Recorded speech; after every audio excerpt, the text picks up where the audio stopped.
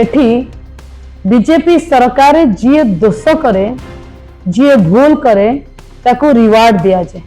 एठी बीजेपी सरकार जी दोष करे जी भूल करे ताको रिवार्ड दिया जाए एवं अन्य समस्त वार्डन मानन को बदली कर दिया जाइए। नुआ लोकों को से जगह अपॉइंटमेंट कर दिया जाइए। महोदय जतेबा को चेष्टा कले बाचस्पति महोदय जतेबा को चेष्टा कले प्रकाश सेठी भूल नाहंती।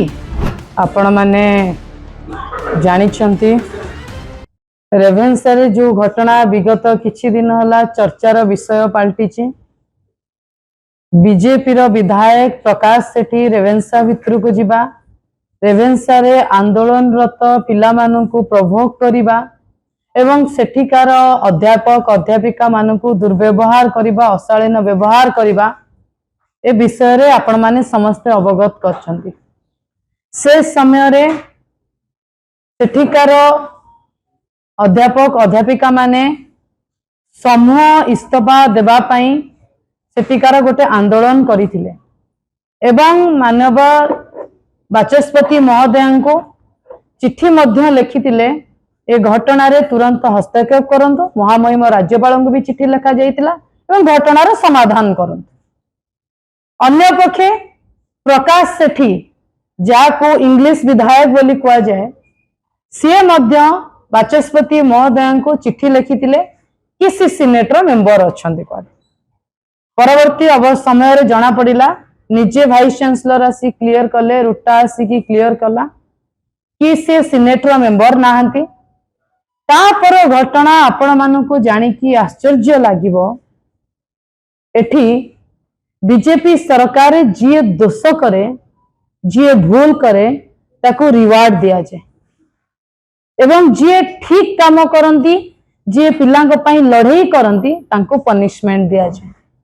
आपण माने जानिचंती गत काली रेभेन्सार चीफ वार्डन डेप्यूटी वार्डन एवं अन्य समस्त वार्डन माननको बदली कर दिया जाइए। नुआ लोकों को से जगह अपॉइंटमेंट कर दिया जाइए। अन्य पक्षरे प्रकाश सेठी उपरे कोनोसी कार्यानुष्ठान निया जाय नाही।